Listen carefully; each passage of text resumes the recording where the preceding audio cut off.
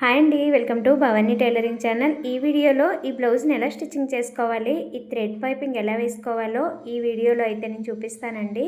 అయితే ఈ blouse cutting video నేను ఆల్రెడీ పోస్ట్ చేశానండి. మీరు ఎవరైనా చూడకపోతే డిస్క్రిప్షన్లో లింక్ ఇస్తాను, మీరు చూసి ఈ బ్లౌజ్ని ఎలా కటింగ్ చేసుకోవాలో నేర్చుకోవచ్చు. అయితే ఇది థ్రెడ్ పైపింగ్ బ్లౌజ్ అండి. ఇది షోల్డర్ దగ్గర జాయింట్ లేకుండా నీట్గా స్టిచ్చింగ్ చేసుకోవచ్చు.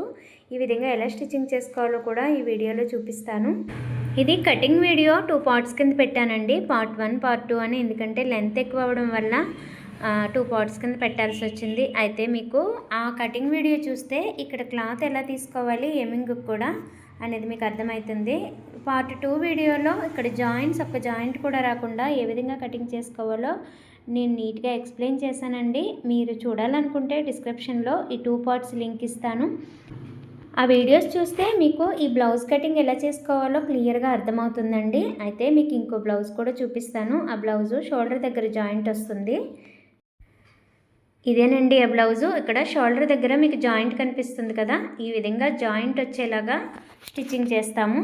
ఇదేంటంటే థ్రెడ్ పైపింగ్ అనేది లోపలికి వెళ్ళిపోతుంది. లైనింగ్కి మెయిన్ పీస్కి లోపల ఉంటుంది థ్రెడ్ అనేది. ఇప్పుడు ఎల్లో కలర్ బ్లౌజ్కి అయితే షోల్డర్ దగ్గర జాయింట్ రాకుండా పైపింగ్ని స్టిచ్చింగ్ చేయడం ఎలాగో నేను చూపిస్తాను. ఈ విధంగా షోల్డర్ దగ్గర జాయింట్ వచ్చినప్పుడు కొంచెము అంత నీట్ ఫినిషింగ్ అనేది ఉండదండి. ఇప్పుడైతే ఎల్లో కలర్ బ్లౌజ్ షోల్డర్ దగ్గర జాయింట్ రాకుండా ఏ విధంగా స్టిచ్చింగ్ చేయాలో చూద్దాం.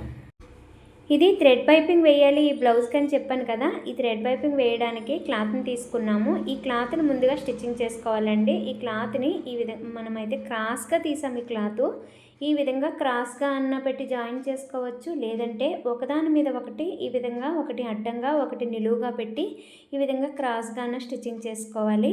ఈ విధంగా స్టిచ్చింగ్ చేసుకుని క్లాత్ని అయితే రెడీ చేసుకోవాలి. ఇలా క్లాత్ని మొత్తాన్ని రెడీ చేసుకోండి. నేను షార్ట్గా చూపిస్తున్నాను, ఎందుకంటే వీడియో చాలా లెంత్ అయిపోద్ది, ఫాస్ట్గా చూపిస్తాను. ఇలా క్లాత్ మొత్తాన్ని జాయింట్లు చేసుకొని ఈ థ్రెడ్ పైపింగ్ కోసం సింగిల్ పాదాన్ని మార్చుకోవాలండి. పాదాన్ని మార్చుకున్న తర్వాత ఇలా మనం క్రాస్ తీసుకున్నాం కదా థ్రెడ్ కోసం, ఆ క్లాత్ని తీసుకుని ఈ విధంగా, ఇది థ్రెడ్ పైపింగ్ వేసే థ్రెడ్ అండి. ఈ థ్రెడ్ని క్లాత్ లోపలికి ఇలా ఈ విధంగా పెట్టి స్టిచ్చింగ్ చేసుకోవాలి. ఈ విధంగా సెట్ చేసుకుని థ్రెడ్ పక్క నుంచి కుట్టు వచ్చేలాగా మొత్తం ఈ క్లాత్నంతా థ్రెడ్తో స్టిచ్చింగ్ చేసుకోవాలండి.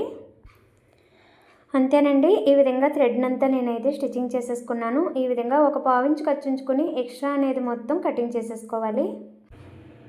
ఈ విధంగా పైపింగ్ వేసుకోవడానికి క్లాత్ అయితే రెడీ అయిపోయింది కదా. ఈ క్లాత్ని పక్కన పెట్టేసుకుని మనం బ్లౌజ్ స్టిచ్చింగ్ అయితే చూద్దాం. ఏ బ్లౌజ్ అయినా స్టిచ్చింగ్ చేసుకునేటప్పుడు స్టెప్ బై స్టెప్కు స్టిచ్చింగ్ చేసుకుంటే మనకి ఈజీగా ఉంటుందండి. ఫస్ట్ అయితే మనం పీసులు తీసుకుంటాం కదా, నెక్ పీసులని, బ్యాక్ పీసులని, ఇలాగా ఈ విధంగా ఇవన్నీ చిన్న చిన్న జాయింట్లన్నీ చేసేసుకుంటే మన బ్లౌజ్ కుట్టడానికి చాలా ఈజీగా అనిపిస్తుంది. ఇప్పుడైతే నెక్ పీసులు జాయిన్ చేద్దాము. ఇవి నెక్ పీసులు అండి. ఈ నెక్ పీసుల్ని క్రాస్గా అన్న జాయిన్ చేసుకోవచ్చు, లేదంటే ఒక పీస్ మీద ఒక పీస్ నిలువుగా పెట్టి ఒక పీస్ అడ్డంగా పెట్టన్నా జాయిన్ చేసుకోవచ్చు.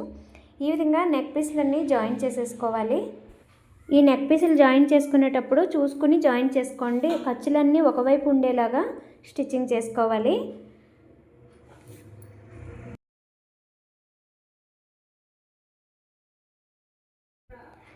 నెక్ పీసులు అయితే కంప్లీట్ అయిపోయినాయండి. ఇప్పుడు హుక్స్ పట్టి కాజాపట్టి స్టిచ్చింగ్ చేసుకోవాలి.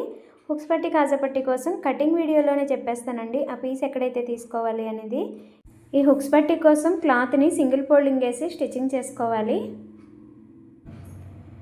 ఇది కాజా పట్టికండి. ఈ కాజా పట్టి కోసం నెక్ రౌండ్ కటింగ్ చేస్తాం కదా, అక్కడే ఈ పీస్ అనేది ఉంటుంది. ఇలా ఈ పీస్ని తీసుకుని కాజా పట్టి కోసం స్టిచ్చింగ్ చేయాలి. ఉల్టా ఉండే సైడు ఈ క్లాత్ని వేసుకుని కొంచెం ఫోల్డింగ్ చేసుకుని కాజా పట్టికి రెడీ చేసుకోవాలి.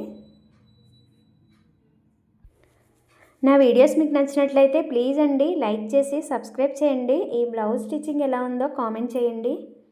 చాలామంది కటింగ్ వీడియోస్ చూసి స్టిచ్చింగ్ వీడియో రాలేదు పెట్టండి అక్క అని అడుగుతున్నారు, కానీ నేను ఆల్రెడీ అప్లోడ్ చేస్తున్నానండి. కానీ మీరు సబ్స్క్రైబ్ చేసి ఆల్ అనే బటన్ మీద క్లిక్ చేస్తే నేను ఏ వీడియోస్ పెట్టినా మీకు నోటిఫికేషన్ వస్తుందండి. అది ఒక్కసారి చెక్ చేసుకోండి. ఈ విధంగా కాజా పట్టికి ఫోల్డింగ్ చేసి కుట్టుకున్న తర్వాత opposite side main piece cloth ఉంది కదా, ఈ క్లాత్ని అంతా కటింగ్ చేసేసుకోవాలి. నెక్స్ట్ నడుం పట్టి జాయిన్ చేసుకోవడానికి పీస్ని తీసుకుంటాం కదా, ఇవి కూర పీసులు తీసుకున్నామంటే మనం సైడ్ జాయిన్ చేయాల్సిన అవసరం ఉండదండి. ఈ విధంగా 2 పీసులు జాయిన్ చేసుకుంటే సరిపోతుంది. లేదంటే ఒక సైడ్ ఫోల్డింగ్ చేసుకుని ఈ పీసుని మొత్తాన్ని స్టిచ్చింగ్ చేసుకోవాల్సి వస్తుంది. ఇప్పుడైతే హ్యాండ్స్ స్టిచ్చింగ్ చేసుకోవాలి. హ్యాండ్స్ లైనింగ్కి జాయింట్లు పడతాయండి. మీకు కటింగ్ వీడియోలో కూడా చెప్పాను ఈ జాయింట్లు ఎందుకు పడతాయి అనేది. లైనింగ్ అనేది తొక్కు వేయడం వల్ల ఈ లైనింగ్ పీస్కి జాయింట్లు పడతాయి.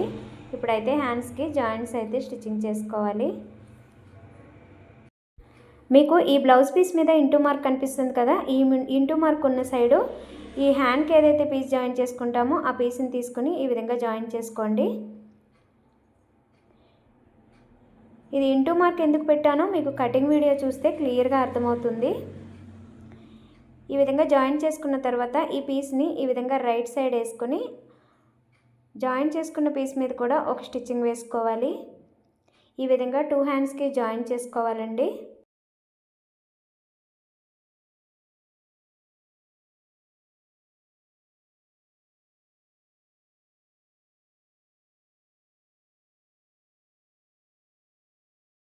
ఈ విధంగా హ్యాండ్స్కి జాయిన్ చేసేసుకున్న తర్వాత ఇలా ఒక 1 ఇంచ్ ఖర్చు ఉండేలాగా మనకి ఎంత ఖర్చు కావాలో అంత ఖర్చు ఉంచుకుని ఈ విధంగా కటింగ్ చేసేసుకోవాలి. ఇలా 2 హ్యాండ్స్ని కూడా ఈ విధంగా జాయిన్ చేసుకుని రెడీ చేసుకుని పక్కన పెట్టుకోవాలి. నెక్స్ట్ షేప్ బెల్ట్లు స్టిచ్చింగ్ చేసుకోవాలి. ఇవి ఈ విధంగా ఓపెన్ చేసేసుకొని, ఇది మెయిన్ పీస్ అండి. మెజర్మెంట్ తీసుకుని కటింగ్ చేసుకున్న పీస్ ఇది. దీన్ని ఫోల్డింగ్ మీద కటింగ్ చేసుకున్నాం కదా, ఈ విధంగా ఓపెన్ చేసేసుకోవాలి. మెయిన్ పీస్ని కూడా ఓపెన్ చేసేసుకొని, మనం మెయిన్ పీస్ అనేది ఉల్టా వేసి కటింగ్ చేసాం కదా, ఇది ఉల్టా సీదా క్లియర్గా తెలుస్తుందిలేండి. తెలియకపోతే మార్కింగ్స్ అనేవి కటింగ్ వీడియోలో క్లియర్గా చెప్పాను, మార్కింగ్స్ పెట్టేసుకోవాలి ఉల్టా క్లాత్ మీద అని. ఈ క్లాత్ మీద స్టిచ్చింగ్ చేసుకునేటప్పుడు ఈ క్లాత్ అనేది ఈ విధంగా పైభాగం ఉండేలా ఉండాలి, అంటే సీదా ఉండాలి. క్లాత్లో ఉల్టా సీదాలు ఉంటాయి కదా, లోపల భాగం పై భాగం అని, అలా పై భాగం ఉండేలా చూసుకుని ఆ పై భాగం మీద ఈ విధంగా మెయిన్ పీస్ని పెట్టుకోవాలి. మెజర్మెంట్ తీసుకున్న పీస్ని ముందైతే ఈ విధంగా సెట్ చేసుకుని, ఇప్పుడు ఎక్స్ట్రా తీసుకున్నాం కదా, ఈ క్లాత్ అనేది లోపలికి వెళ్ళిపోతుంది. ఈ విధంగా ఈ పీస్ని కూడా పెట్టుకుని స్టిచ్చింగ్ చేసుకోవాలి.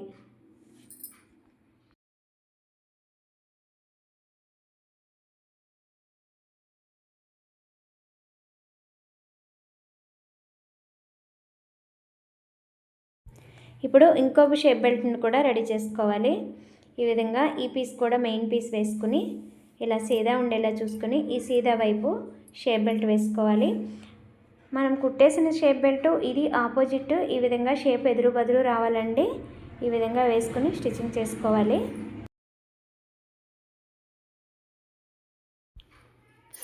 ఈ విధంగా రెడీ చేసుకుని ఈ షేప్ బెల్ట్ని కూడా స్టిచ్చింగ్ చేసుకోవాలి. మనం హుక్స్ పట్టి వైపు కుడతాం కదా, ఆ షేప్లు అనేవి ఇక్కడ ఎదురు బదురు అనేవి రావాలి. లేదంటే మీకు అర్థం అవ్వకపోతే నేను ఇంకా క్లియర్గా చెప్తానండి నెక్స్ట్ వీడియోలో. మార్కింగ్స్ అనేవి పెట్టుకుంటే మీకు ఇంకా ఈజీగా ఉంటుంది.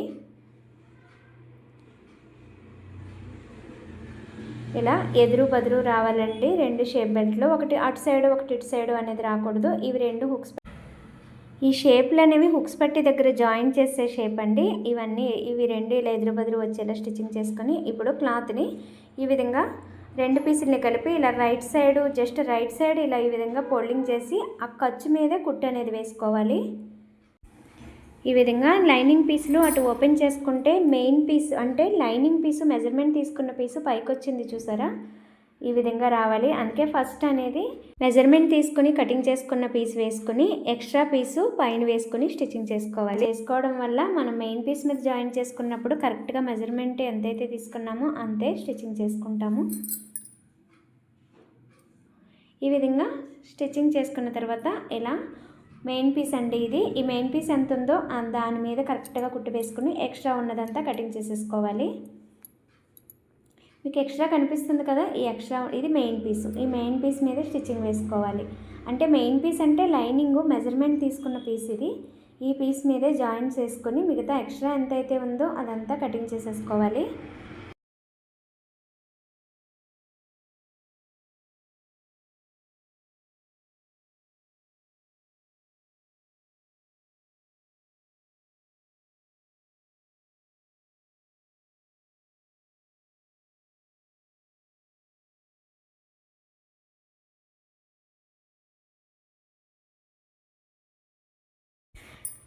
అదేవిధంగా ఈ ఫస్ట్ షేప్ బెల్ట్ని ఎలా అయితే స్టిచ్చింగ్ చేసుకున్నామో సేమ్ అలానే 2 షేప్ బెల్ట్ని ఈ విధంగా రెడీ చేసుకోవాలి. స్టిచ్చింగ్ చేసుకున్న తర్వాత ఇది ఈ విధంగా రావాలండి. 2 ఒకే సైడు రాకుండా ఇలా ఈ విధంగా ఆపోజిట్ అనేది రావాలి.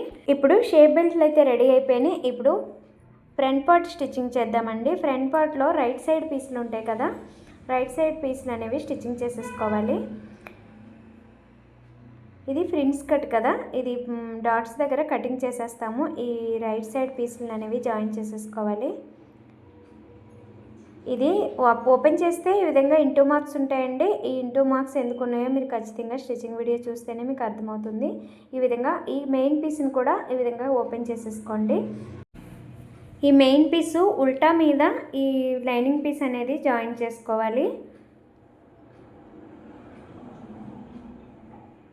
ఈ విధంగా లైనింగ్ పీస్ పెట్టుకుని ఈ 2 పార్ట్లు లైనింగ్ పీస్ ఏదైతే ఉందో ఆ లైనింగ్ పీస్ మీదే స్టిచ్చింగ్ వేసుకుని ఎక్స్ట్రా ఉన్నదంతా కటింగ్ చేసేసుకోవాలి.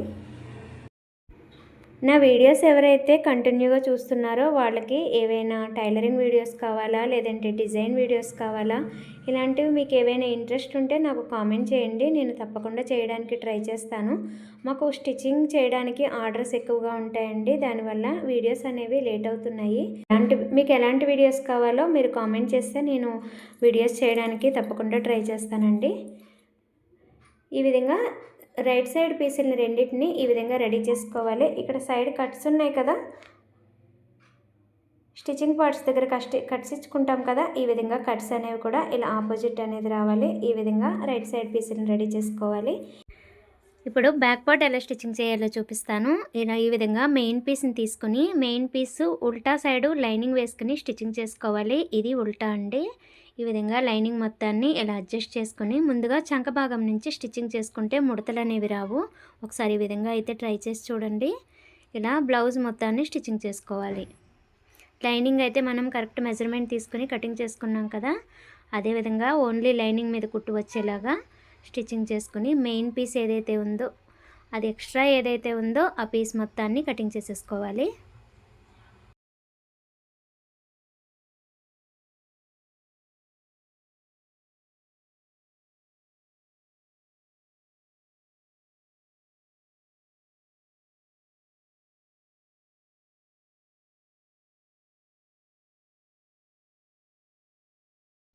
ఈ విధంగా బ్యాక్ పార్ట్ని మొత్తం స్టిచ్చింగ్ చేసుకుని డాట్స్ మార్కింగ్ చేసుకున్నాం కదా, ఈ మార్కింగ్స్ ఎక్కడైతే ఉన్నాయో ఎలా అయితే పావించి పెట్టామో అదే విధంగా స్టిచ్చింగ్ చేసేసుకోవాలి.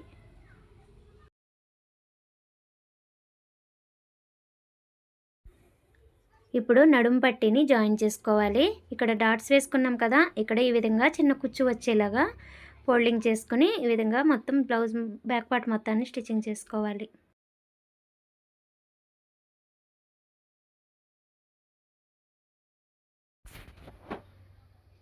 ఇప్పుడు ఖర్చుని ఈ విధంగా రైట్ సైడే ఉంచి మనం జాయిన్ చేసుకున్న పీస్ని జస్ట్ రైట్ సైడ్కి ఈ విధంగా ఫోల్డింగ్ చేసి ఆ పీస్ మీద కుట్టుపడేలాగా స్టిచ్చింగ్ వేయాలి. ఇలా వేస్తే ఎమ్మింగ్ చేసుకుంటాం కదండి, ఎమ్మింగ్ చేసుకున్నా సరే ఈ పీస్ అనేది బయటికి కనిపించకుండా లోపలికి కంప్లీట్గా ఫోల్డింగ్ అయిపోతుంది. ఈ విధంగా కొంచెం మెయిన్ పీస్ కనిపించేలాగా ఫోల్డింగ్ చేసుకుని పెద్ద నెంబర్ కుట్టు వేసుకోవాలి. దీని మీద ఈ కుట్టు అనేది కొంచెం సెంటర్కి వేయాలి, ఎందుకంటే ఎమ్మింగ్ చేసినప్పుడు ఇబ్బంది లేకుండా సెంటర్కి వేసుకుంటే ఎమ్మింగ్ కంప్లీట్ అయిన తర్వాత ఆ పెద్ద నెంబర్ కుట్టు అనేది ఇప్పేసుకోవాలి. ఒక 5 నెంబర్ అనేది పెట్టుకొని కుట్టు వేసుకోండి. ఈ విధంగా బ్యాక్ పార్ట్ స్టిచ్చింగ్ చేసుకోవాలి. ఇప్పుడైతే ఫ్రంట్ పార్ట్ చూద్దాం. ఇప్పుడు ఫ్రంట్ పార్ట్ని తీసుకుని ఈ విధంగా ఓపెన్ చేసుకోండి. ఓపెన్ చేసుకున్న తర్వాత మెయిన్ పీస్ అనేది ఉల్టా సైడు ఈ లైనింగ్ పీస్ జాయిన్ చేసుకోవాలి. మనం బ్యాక్ పీస్ ఏ విధంగా జాయిన్ చేసామో అదేవిధంగా ఈ ఫ్రంట్ పార్ట్ కూడా ఉల్టా సైడ్ లైనింగ్ వేసి స్టిచ్చింగ్ చేసుకోవాలి. రౌండ్ నెక్ కనిపిస్తుంది కదా, ఈ రౌండ్ నెక్ ఎలా అయితే ఉందో అలా ఇలా సెట్ చేసుకుని ఇప్పుడు లైనింగ్ పీస్ మీద మొత్తం స్టిచ్చింగ్ వేసుకోవాలి. ఎక్స్ట్రా ఉన్న పీస్నంతా కటింగ్ చేసేసుకోవాలి.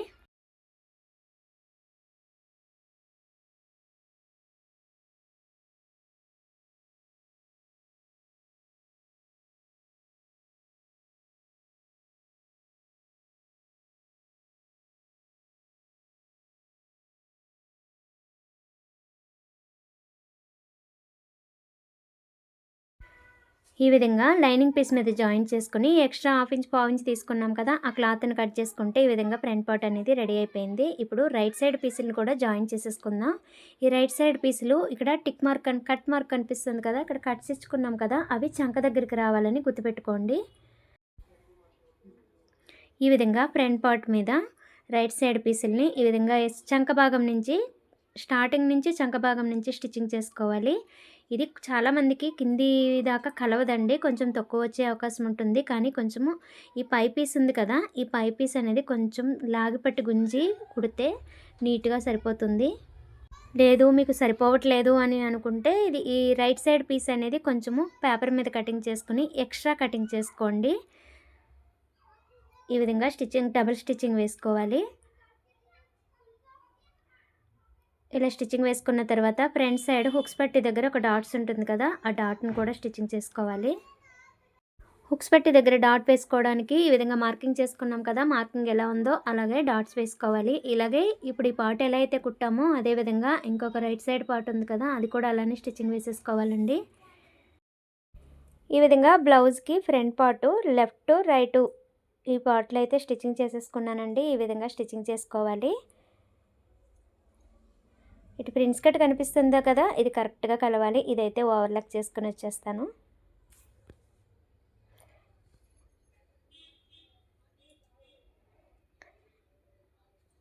ఇప్పుడు షేప్ బెల్ట్ని అయితే ఎలా స్టిచ్చింగ్ చేసుకోవాలో చూద్దాం.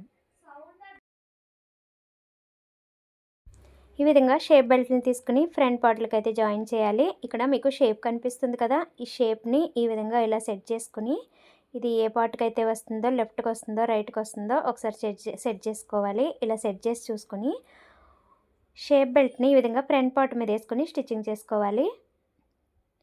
ఒక షేప్ బెల్ట్ అయితే ఫ్రంట్ పార్ట్ మీద వేసుకుని స్టిచ్చింగ్ చేయడానికి వస్తుంది. ఇంకో షేప్ బెల్ట్ మీద ఫ్రంట్ పార్ట్ వేసుకొని స్టిచ్చింగ్ చేయాల్సి వస్తుంది.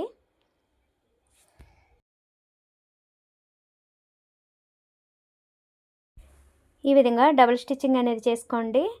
క్లాత్ అనేది కుట్లు అనేవి విడిపోకుండా స్ట్రాంగ్గా ఉంటాయి. ఇలా స్టిచ్చింగ్ చేసుకున్న తర్వాత ఇదైతే ఓవర్లాక్ చేసుకోవాలి కాబట్టి నేను స్టిచ్చింగ్ చూపించట్లేదు. ఈ విధంగా షేప్ బెల్ట్ సైడ్ ఖర్చు ఉండేలాగా షేప్ బెల్ట్ మీద కూడా ఒక కుట్టు వేసుకుంటే ఇంకా నీట్గా ఉంటుంది. ఈ విధంగా రెండు షేప్ బెల్ట్ని అయితే స్టిచ్చింగ్ చేసుకుందాం. ఇప్పుడు చూసారా, ఈ విధంగా షేప్ బెల్ట్ మీద ఇప్పుడు ఫ్రంట్ పార్ట్ని అనేది వేసి స్టిచ్చింగ్ చేసుకోవాలి. ఈ విధంగా షేప్ బెల్ట్ మీద ఖర్చు ఉండేలా చూసుకుని షేప్ బెల్ట్ మీద కూడా ఒక స్టిచ్చింగ్ వేసుకుంటే అలా స్ట్రాంగ్గా నీట్గా ఉంటుంది. ఈ విధంగా ఫ్రంట్ పార్ట్లను కూడా రెడీ చేసేసుకున్నాం కదా, ఇప్పుడైతే బ్యాక్ పార్ట్ల మీద వేసి స్టిచ్చింగ్ చేసుకుందాం. ఇక్కడ ఫ్రంట్ పార్ట్కి హుక్స్ పట్టి కాజాపట్టి అనేది స్టిచ్చింగ్ చేయలేదండి, ఎందుకంటే ఇది థ్రెడ్ పైపింగ్ బ్లౌజ్ కదా. నేనైతే తర్వాత స్టిచ్చింగ్ చేస్తాను, లేదంటే హుక్స్ పట్టి కాజాపట్టి వేసుకున్న తర్వాత అయినా స్టిచ్చింగ్ చేసుకోవచ్చు. నేనైతే వేయలేదు. ఈ బ్లౌజ్కి ముందుగా హుక్స్ పట్టి కాజాపట్టి జాయిన్ చేయకుండానే షోల్డర్స్ అనేవి జాయిన్ చేసేస్తున్నాను. మీరు ఈ విధంగా ఫ్రంట్ బ్యాక్ జాయిన్ చేసేటప్పుడు ఒకటి గుర్తుపెట్టుకోవాలి, ఒక నెక్ సైడ్ మట్టికి కరెక్ట్గా ఉండేలా జాయిన్ చేసుకోండి. ఈ చంక దగ్గర ఎక్కువ తక్కువ ఉన్న కటింగ్ అనేది చేసుకోవచ్చు. నెక్ దగ్గర కట్ చేసుకున్నామంటే షోల్డర్స్ జారిపోయే అవకాశం ఉంటుంది కదా, అందుకే నెక్ దగ్గర కరెక్ట్గా ఉండేలా చూసి జాయిన్ చేసేసుకొని ఎక్స్ట్రా ఉంటే చంక దగ్గర కొద్దిగా కటింగ్ చేసుకోవచ్చు. ఈ విధంగా జాయిన్ చేసేసుకోవాలండి. ఈ బ్లౌజ్ స్టిచ్చింగ్ వీడియో కంప్లీట్గా పెడదామనుకున్నానండి, కాకపోతే ఇది చాలా లెంతీ అయిపోతుంది. అందుకే పార్ట్ 2గా అయితే నేను అప్లోడ్ చేస్తాను. ఈ వీడియో మీకు నచ్చినట్టయితే, ఈ బ్లౌజ్ స్టిచ్చింగ్ మీకు అర్థమైనట్లయితే ప్లీజ్ లైక్ చేయండి. ఇలాంటి వీడియోస్ కావాలంటే సబ్స్క్రైబ్ చేయండి. ఈ బ్లౌజ్ స్టిచ్చింగ్ ఎలా ఉందో కామెంట్ చేయండి. ఈ నెక్స్ట్ వీడియోలో పైపింగ్ థ్రెడ్ ఎలా వేసుకోవాలో, షోల్డర్ దగ్గర జాయింట్ రాకుండా ఏ విధంగా స్టిచ్చింగ్ చేసుకోవాలో నేను నెక్స్ట్ వీడియోలో చూపిస్తాను. Thank you.